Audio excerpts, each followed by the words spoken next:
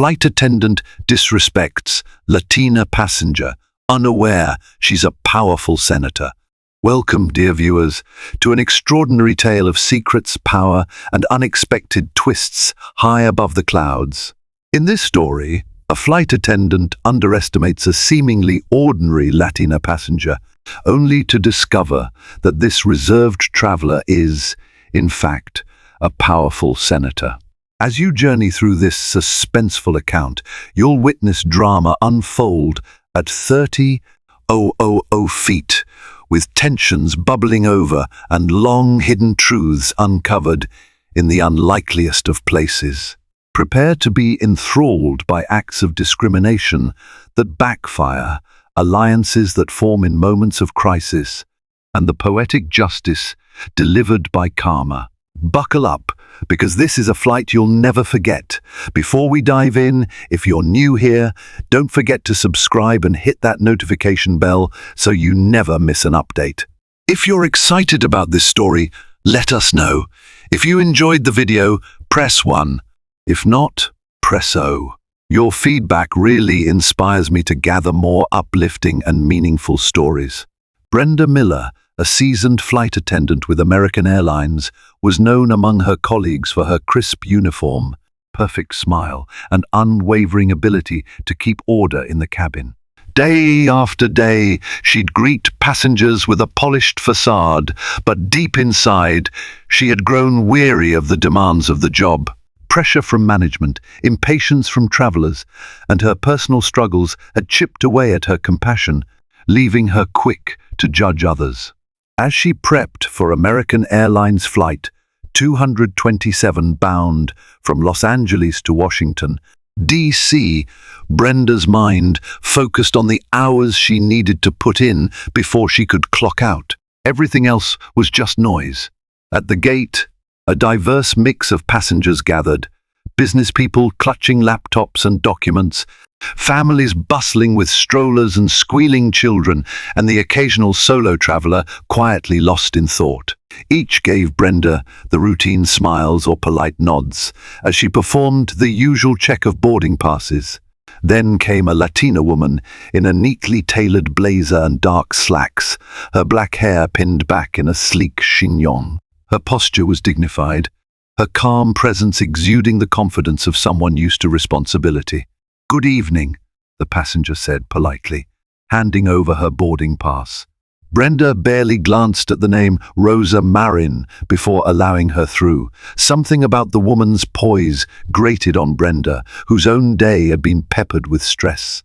She waved Rosa in with a forced smile, already deciding that this passenger was one of those types, the ones with endless demands.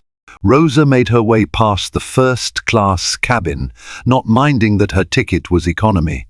She didn't need fancy seats or special attention. The hush about her demeanor spoke volumes more than she ever let out, and she rarely introduced herself by her full title unless necessary, Senator Rosa Marin of Arizona. She merely wanted to read policy documents on the plane and mentally prepare for the important vote ahead in Washington. As Brenda continued assisting passengers, she spotted Rosa settling into her aisle seat halfway down the cabin. Even from a distance, Brenda's annoyance flickered. In her mind, Rosa just looked too calm and collected. She'll probably be demanding, Brenda told herself. She'd encountered many travelers from varied cultures, but for reasons of her own stress, perhaps also old biases that had never been truly addressed, she felt an irritation rise when it came to certain passengers. Rosa's assured manner made Brenda assume she was entitled. Nearby, a young man named Kyle wrestled with an overstuffed carry-on.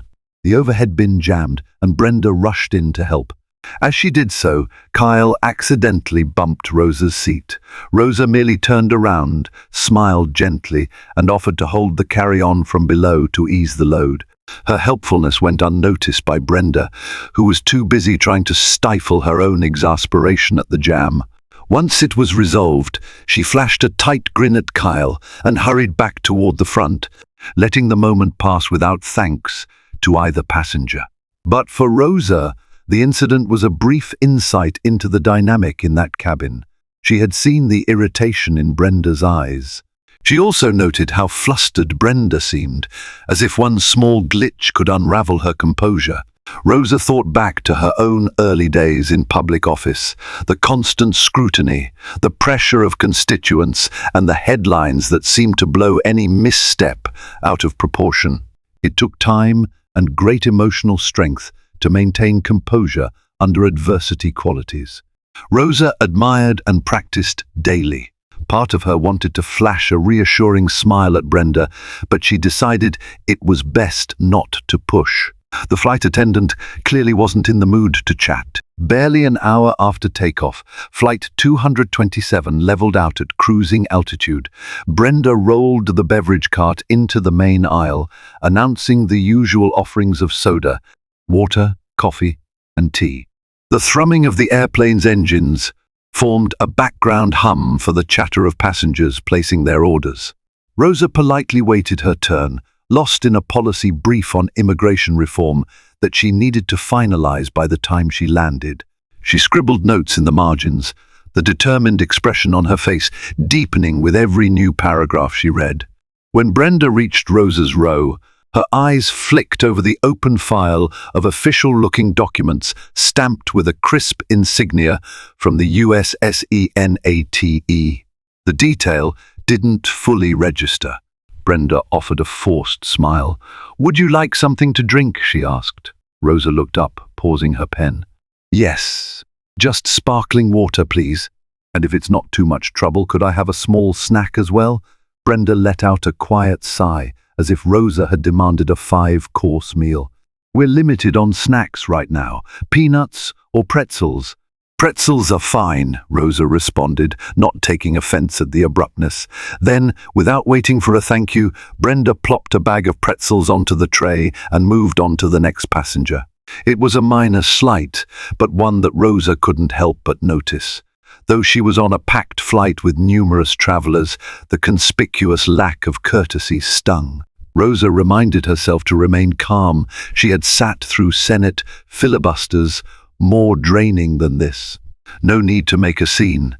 There were bigger battles ahead in Washington. A few rows back, an investigative journalist named Danielle Choi observed this interaction. Danielle had once interviewed Senator Rosa Marin for a feature story on rising Latina politicians in America. Though they weren't personal friends, Danielle recognized Rosa instantly. She had admired the senator's dedication to bridging gaps between communities and forging bipartisan solutions. Danielle found it odd that the flight attendant seemed so dismissive, especially when Rosa was a notoriously polite public figure. During a lull, Danielle made her way up the aisle to the restroom. On her way back, she paused by Rosa's seat, leaning in politely. "Excuse me, Senator Marin. I don't know if you remember me, but I'm Danielle Choi. I interviewed you for the Washington Gazette last year." A warmth lit up Rosa's eyes. "Yes, of course. It's lovely to see you again, Danielle. How have you been?" They exchanged a few pleasantries. Danielle commented quietly on the earlier tension. "I hope you're okay." Rosa shrugged with a faint, diplomatic smile. "I'm perfectly fine, thank you. Just a bit of turbulence in the service. No big deal." Danielle nodded. "Well, if you need anything, I'm just a few rows behind." Rosa appreciated the kindness, grateful to see a friendly face. Still, she felt a growing sense that the rest of this flight might hold more surprises. The quiet tension with Brenda, the possibility of someone else recognizing her. She understood that being in the public eye made every interaction a potential headline. She resolved to stay calm. About halfway through the flight, the cabin lights dimmed slightly to allow passengers some rest. Rosa turned to her laptop, scanning through last-minute data on her policy proposal. The hush of the cabin lulled her into a contemplative state. That was when a panicked cry pierced the silence. A middle-aged man across the aisle began gasping for breath, clutching at his chest. His eyes bulged with terror. Brenda rushed over. "Sir, "Are you all right?" she asked, voice tinged with alarm. The man could barely respond. Rosa unbuckled her seatbelt instinctively, pivoting to assist. Over the years, she had been part of community emergency training programs. She leaned over the seat. "He might be having a heart attack," she said. "We need to lie him flat or as reclined as possible." Brenda's eyes darted around in mild panic. Someone call for a doctor!" she yelled to the cabin. A young woman stepped forward, identifying herself as a registered nurse. Together, she and Rosa carefully helped the man out of his seat and laid him along the row, while Brenda fetched the oxygen mask. The nurse checked for a pulse, instructing Rosa on how to help. In the chaos, the senator stayed surprisingly calm, supporting the nurse with unwavering composure. The man's breath came in ragged gasps. Passenger faces loomed in the aisle, tension thick in the recycled air. All eyes were on the struggling figure and those trying to save him.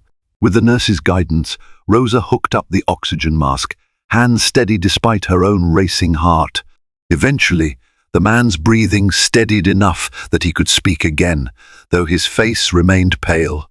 Brenda, wide-eyed and trembling, pressed the intercom to inform the captain, and an emergency diversion was considered.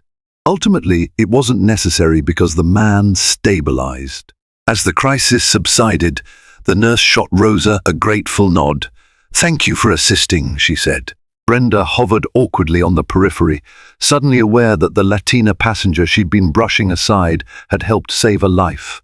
Pride and embarrassment clashed on Brenda's face. In a subdued voice, she cleared her throat and said to Rosa, "I thank you." Rosa offered a small nod in return. Of course. Despite the harrowing moments, the flight continued as planned. Passengers returned to their seats, though the tension hovered like a ghost.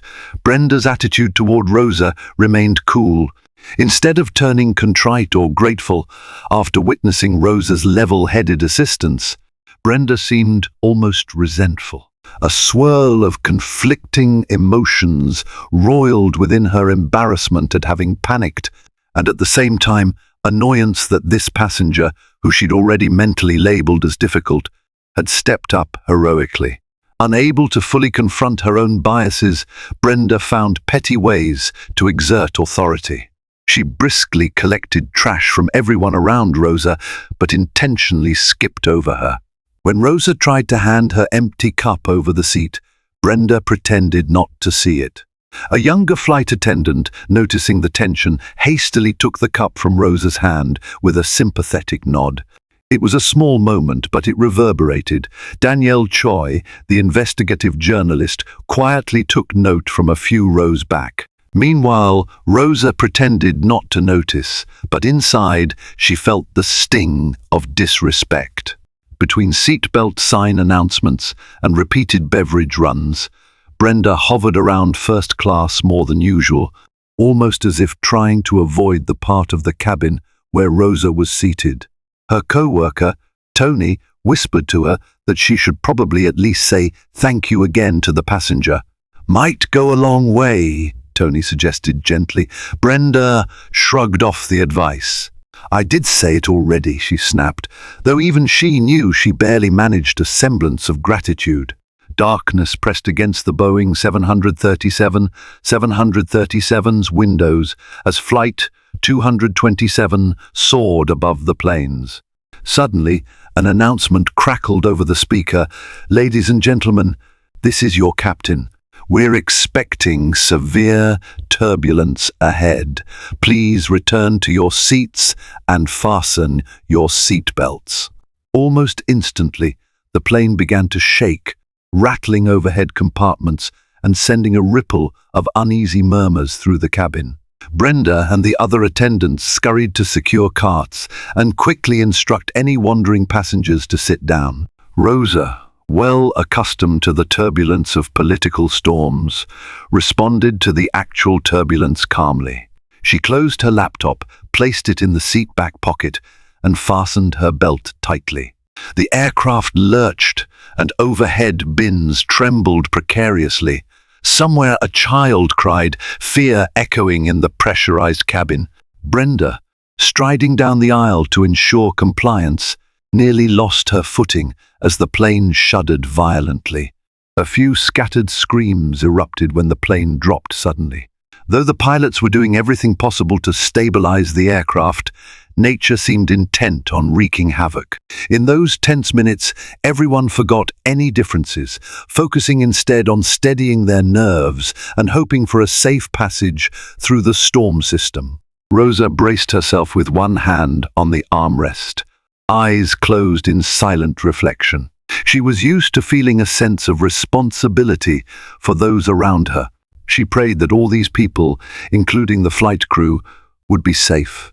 Eventually, the plane emerged from the worst of the clouds, and the vibrations eased. A collective sigh seemed to ripple from front to back.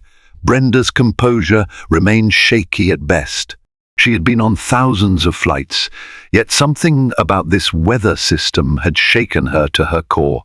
She had glimpsed the face of vulnerability her own, and it terrified her. When the turbulence subsided, the seatbelt sign flicked off. An atmosphere of relief spread among the passengers, prompting quiet chatter about the heart-stopping moments. People shared stories of prior flights, or joked nervously about never leaving land again. In the calmer air, Danielle decided to stretch her legs, once again moving up the aisle. This time, Brenda was standing by the galley, restocking some supplies. Danielle paused. "That was intense, wasn't it?" she said, trying to make small talk. Brenda nodded curtly, still unsettled.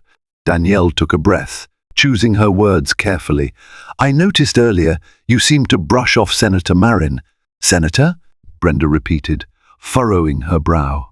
"Yes, the woman in seat 18C, the one who helped with the man's medical emergency. She's Senator Rosa Marin." Brenda's eyes flashed with a mix of surprise and disbelief. She's a senator?" Danielle nodded. "From Arizona. She's one of the rising stars in Washington." A swirl of regret, alarm, and defensive pride collided in Brenda's thoughts. Not only had she been short and dismissive, but she had practically snubbed a high-profile senator. A powerful one at that, who could make or break public perceptions with a single statement. Brenda's pulse quickened. She forced a short laugh. "Well, she should have mentioned that earlier." Danielle gave a polite but pointed glance. "In my experience with her, she rarely throws her title around. She's pretty humble." That revelation left Brenda standing in stunned silence. She had severely underestimated the passenger and had been rude, even though Rosa had only been courteous in return. Now, faced with the realization that she'd offended someone with real clout, Brenda felt her stomach twist. She tried to compose herself. I'll speak to her," she murmured, but Danielle detected the hesitation in her voice. Even as Brenda processed the fact that Rosa was a United States senator, other concerns gnawed at her mind. If Rosa filed a complaint, or if word reached American Airlines that a flight attendant had discriminated against a passenger, especially a high-ranking official, the consequences could be dire. Brenda had never faced an official complaint before, but she knew the airline took such matters seriously.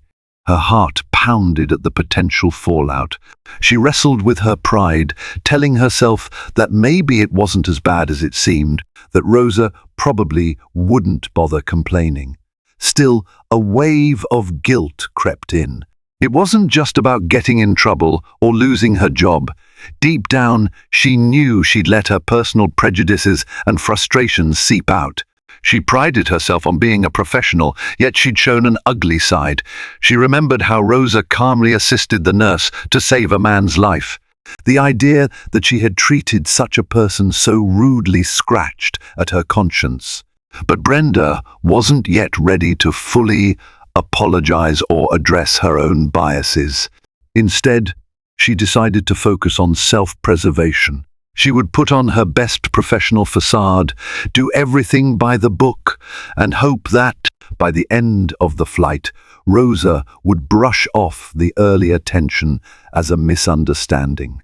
It was a gamble, but Brenda saw no better plan. She smoothed her uniform and prepared to approach Rosa with a forced politeness that would hopefully clear the air. In the back of the plane, near the restrooms, Rosa stood quietly, glancing out the small oval window on the exit door. She was mulling over final details of her policy stance, but her mind kept drifting back to the flight attendant's simmering hostility. She wondered if it was just burnout or something more. Her thoughts were interrupted by footsteps. Brenda approached, her expression caught between nerves and an attempt at cordiality. Rosa faced her calmly. "Hello," Brenda cleared her throat. I just wanted to check if you needed anything else. Water? A pillow? A silence stretched. Rosa considered the offer, aware it sounded more like a forced courtesy than genuine concern. "No, thank you," she replied gently. Brenda took a breath, forcing out the words she hoped would smooth things over. "I also wanted to thank you again for helping with that gentleman. That was very brave of you." Rosa offered a polite nod. "I was happy to help." Another pause. Brenda fidgeted with the pen in her apron pocket. "I heard you were a senator." Rosa looked her in the eyes. "Yes." Brenda opened her mouth, but the apology stuck in her throat. Instead, she said, "I didn't realize." "If I had known, I would have." Rosa raised an eyebrow. "You would have?" Brenda's cheeks flushed. She realized how it sounded like she would have treated Rosa better only if she had known her status. "I just mean, I hope there's no misunderstanding." Rosa's tone remained neutral. "Don't worry, I understand perfectly." In that moment, Brenda felt small. She could sense that behind Rosa's measured words, there was a deep disappointment. Before she could muster any further attempt at redemption, an overhead announcement summoned the flight attendants for a quick briefing about an updated flight path to avoid more turbulence. Brenda nodded stiffly and excused herself, leaving Rosa to gaze out the window, her own thoughts swirling. The next hour of the flight was relatively calm. The cabin lights were dimmed, and many passengers dozed off, lulled by the engine's hum. Rosa tried to read, but her mind was too occupied to concentrate. She stared at the seat in front of her, reflecting on the day's events. She had endured rudeness before politics was full of subtle and overt slights, but there was something about the closed environment of an airplane, thousands of feet above the ground, that magnified every tension. Across the aisle, the man who had suffered the medical emergency now rested in a more reclined position. The nurse checked on him periodically, reassuring him that he would be fine until landing. Rosa felt a sense of relief that at least one major crisis had been averted. In the flight attendants' jump seats, Brenda was losing her composure. Tiny beads of sweat formed at her temples. The realities of what she had done and who she had done it to clawed at her. Tony noticed her distress. "Hey, Brenda! You okay?" She sighed, pressing a hand to her forehead. "I can't stop thinking about that passenger. The senator.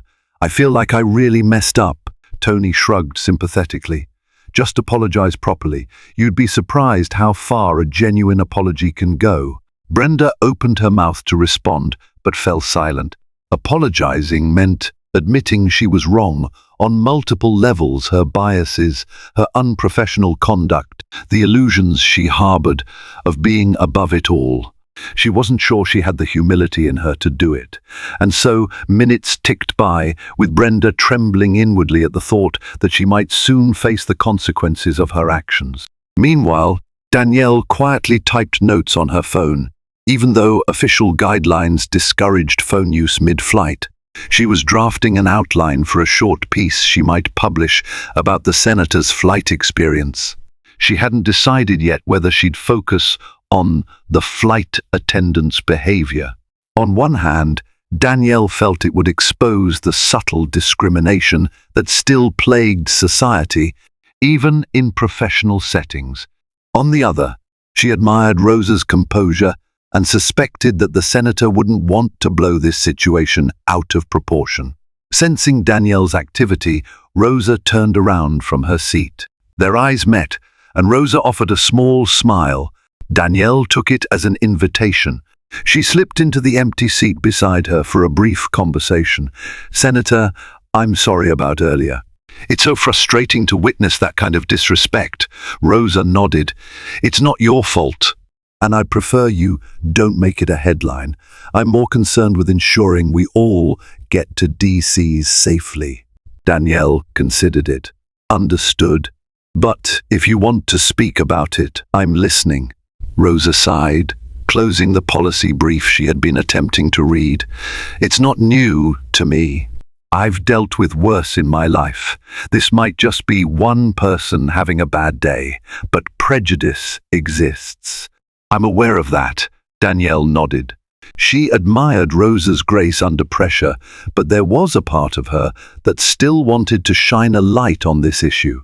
She decided she would hold off on any immediate article until she felt certain about the angle.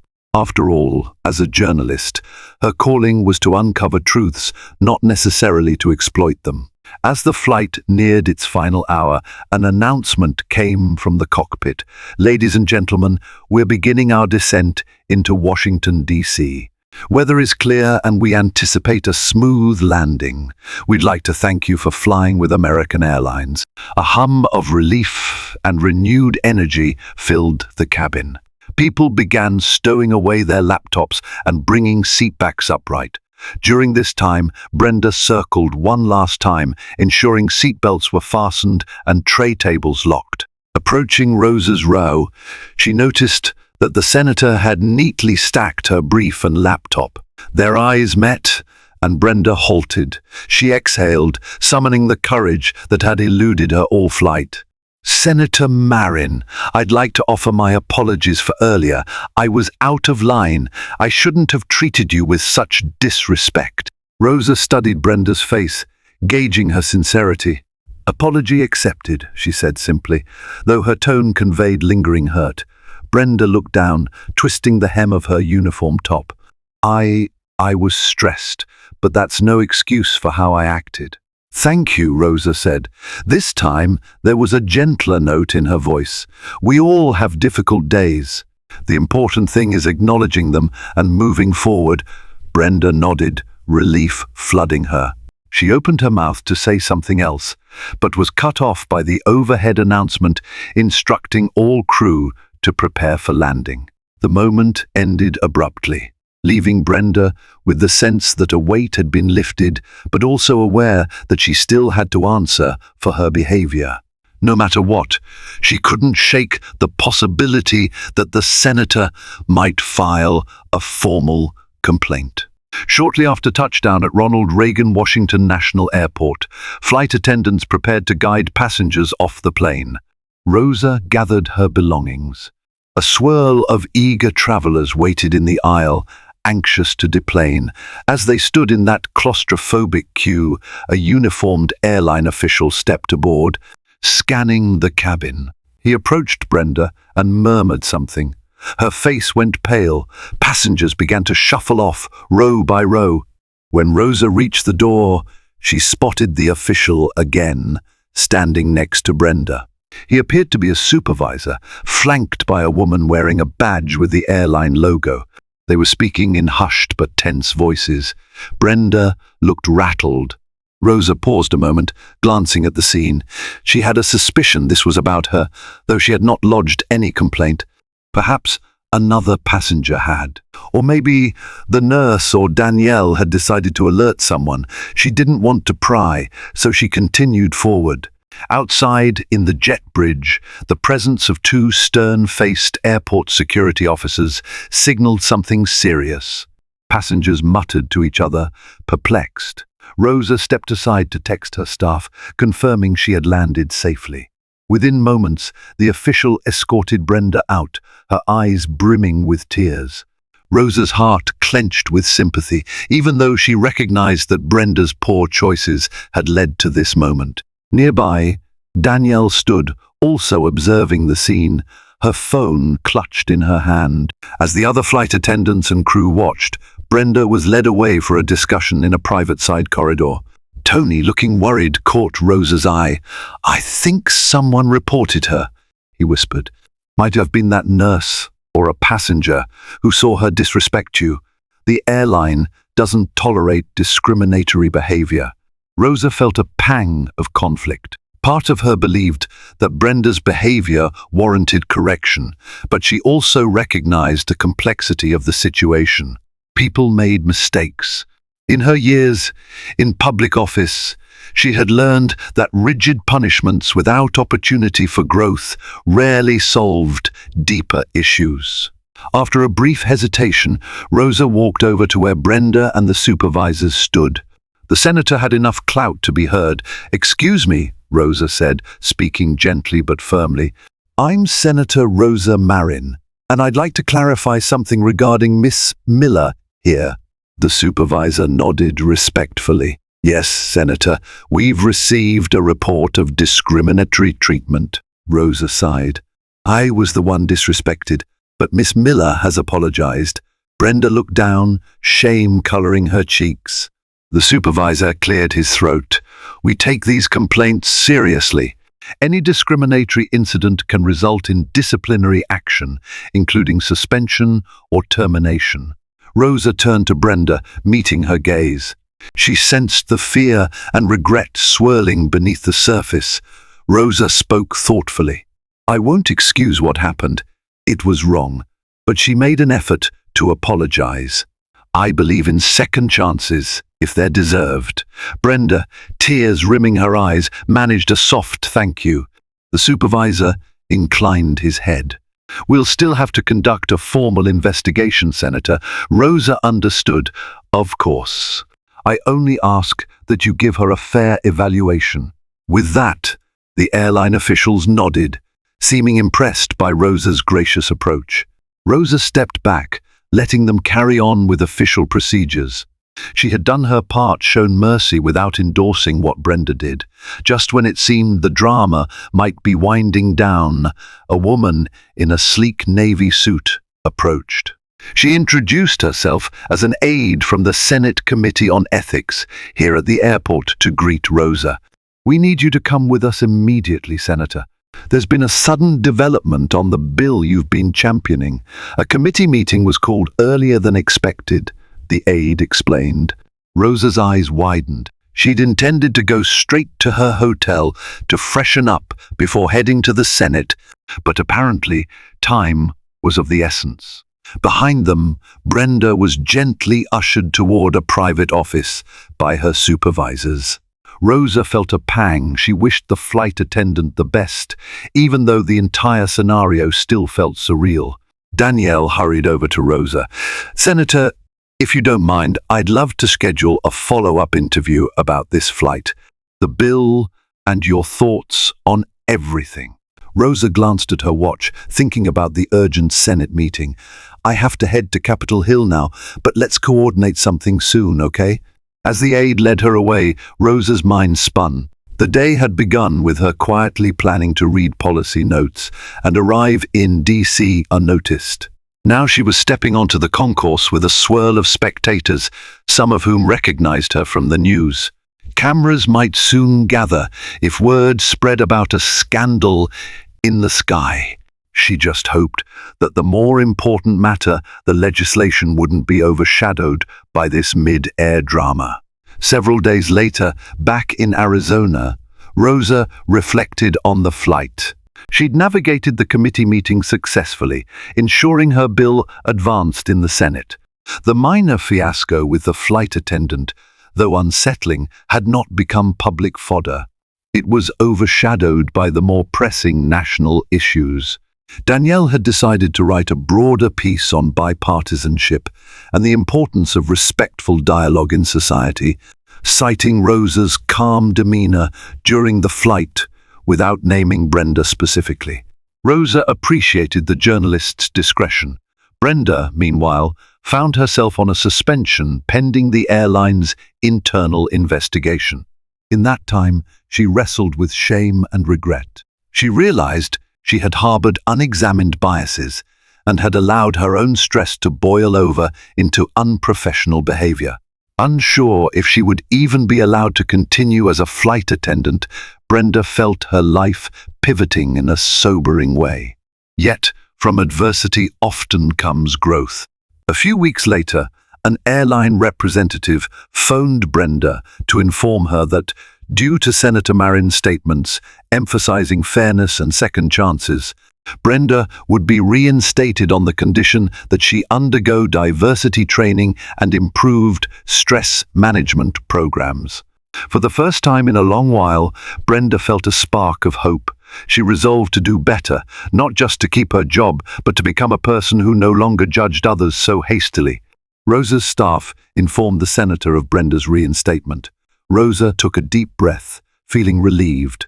She believed in accountability, but also in compassion and the chance for redemption.